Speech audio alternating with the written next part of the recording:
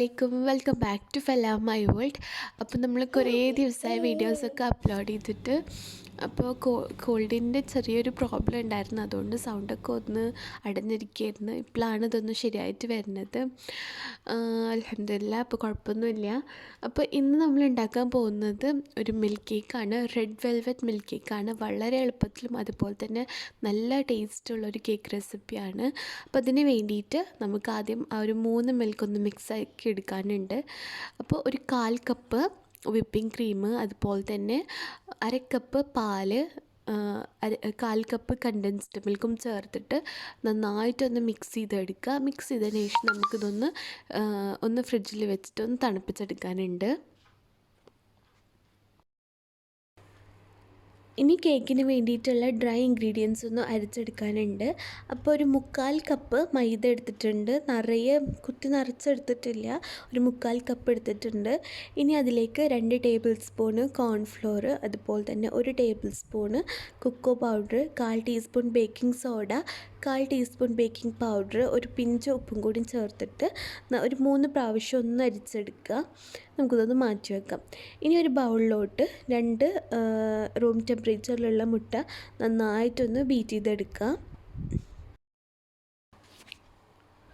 ഇനി ഈ മുട്ടയുടെ ആ ഒരു മണമൊക്കെ മാറാൻ വേണ്ടിയിട്ട് ഇതിലേക്ക് ഒരു മൂടി വിനീഗർ ആഡ് ചെയ്ത് കൊടുക്കുക. അതുപോലെ തന്നെ 1 ടീസ്പൂണ് വാനില എസൻസും കൂടി ആഡ് ചെയ്തിട്ട് നന്നായിട്ടൊന്ന് ബീറ്റ് ചെയ്തെടുക്കുക. ഇനി ഇതിലേക്ക് 1/2 കപ്പ് പൊടിച്ച പഞ്ചസാരയും കൂടിയും കുറച്ചായിട്ട് ആഡ് ചെയ്തിട്ട് നന്നായിട്ടൊന്ന് ബീറ്റ് ചെയ്തെടുക്കുക. ഇനി ഇതിലേക്ക് ഒരു 2 ടേബിൾ സ്പൂണ് വെജിറ്റബിൾ ഓയിലും അതുപോലെ തന്നെ 1/4 കപ്പ് റൂം ടെമ്പറേച്ചറിലുള്ള പാലും കൂടി ആഡ് ചെയ്തിട്ട് നമ്മൾ നേരത്തെ അരിച്ചു വെച്ചിരിക്കുന്ന മൈദയുടെ മിക്സില്ലേ അതിട്ടിട്ട് കുറച്ചായി ഇട്ടിട്ട് ഒന്ന് ഫോൾഡ് ചെയ്തെടുക്കുക. ഒരു സ്പാച്ചിൽ വെച്ചിട്ട് ഒന്ന് ഫോൾഡ് ചെയ്തെടുക്കുക.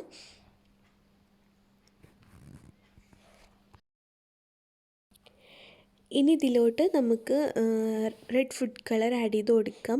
ജെൽ കളർ ആകുമ്പോൾ അതായിരിക്കും നല്ലതെന്ന് തോന്നുന്നു. ഇത് അങ്ങനെ പ്രോപ്പർ റെഡ് കളർ കിട്ടിയിട്ടില്ല. അപ്പോൾ നിങ്ങളിൽ റെഡ് ജെൽ കളർ ഉണ്ടെന്നുണ്ടെങ്കിൽ അത് ആഡ് ചെയ്ത് കൊടുത്താൽ മതി. അപ്പോൾ ഇതും കൂടി ഇട്ടിട്ട് നന്നായിട്ടൊന്ന് ഇതുപോലെ ഫോൾഡ് ചെയ്തെടുക്കാം. അപ്പോൾ ഞാൻ ഈ കേക്ക് റെഡിയാക്കി എടുക്കുന്നത് ഒരു നോൺ സ്റ്റിക്ക് സോസ് പാനിലാണ്.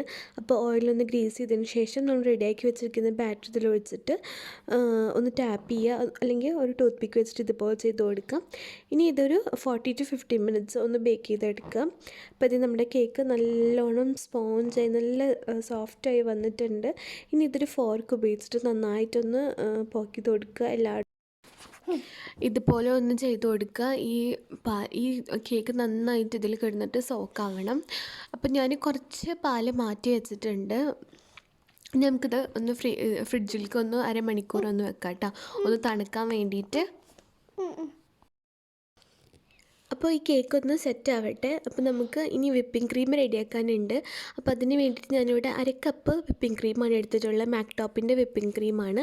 അതൊന്ന് ബീറ്റ് ചെയ്തിട്ട് ഒന്ന് പകുതി ബീറ്റായി വന്നാൽ അതിലേക്ക് ചീസ് ആഡ് ചെയ്ത് കൊടുക്കണം. ക്രീം ചീസ് ഉണ്ടെങ്കിൽ അത് ആഡ് ചെയ്ത് കൊടുത്താൽ മതി. ഞാനിപ്പോൾ അതില്ലാത്ത കാരണം നമ്മൾ സാൻഡ്വിച്ചിൽ വെക്കുന്ന സ്ലൈസ് ചീസില്ലേ, അതാണ് 2 ആഡ് ചെയ്തിട്ടുള്ളത്. അതും പിന്നെ ഒരു 1/4 കപ്പ് കണ്ടൻസ്ഡ് മിൽക്കും ചേർത്തിട്ട് നന്നായിട്ടൊന്ന് വിപ്പ് ചെയ്തെടുക്കാം. അപ്പോൾ ഇത് നമ്മുടെ വിപ്പിംഗ് ക്രീം നന്നായിട്ട് ബീറ്റായി വന്നിട്ടുണ്ട്. ഇനി ഒരു പൈപ്പിംഗ് ബാഗ് ഉപയോഗിച്ചിട്ട് ഇതുപോലെ ഒന്ന് ഡെക്കറേറ്റ് ചെയ്ത് കൊടുക്കുക. അപ്പോൾ എൻ്റെ ഡെക്കറേഷനൊന്നും വലിയ പെർഫെക്റ്റ് ഒന്നുമല്ല, എനിക്ക് അത്ര ഡെക്കറേറ്റ് ചെയ്യാനൊന്നും അങ്ങനെ അറിയില്ല. പക്ഷേ എന്നാലും കേക്കിൻ്റെ കാര്യത്തിൽ നോ കോംപ്രമൈസ്, നല്ല ടേസ്റ്റാണ്. ഇനി ഇതിൻ്റെ മേലെ കുറച്ച് പിസ്താഷ്യം അതുപോലെ തന്നെ കുറച്ച് ടൂട്ടി ഫ്രൂട്ടിയും കൂട്ടി വെച്ചിട്ട് ഒന്ന് ഡെക്കറേറ്റ് ചെയ്ത് കൊടുക്കുക. അപ്പോൾ ഇത്രയേ ഉള്ളൂ കേട്ടോ നമ്മുടെ കേക്കിൻ്റെ പരിപാടി.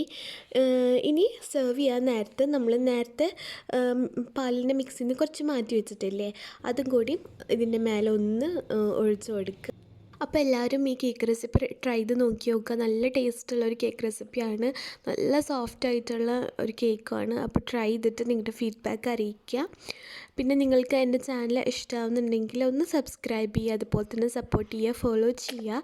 ഇൻഷാ അല്ലാഹ് ഇനിയും പുതിയ വീഡിയോസും റെസിപ്പീസുമായിട്ട് നമുക്ക് വീണ്ടും കാണാം. ബൈ.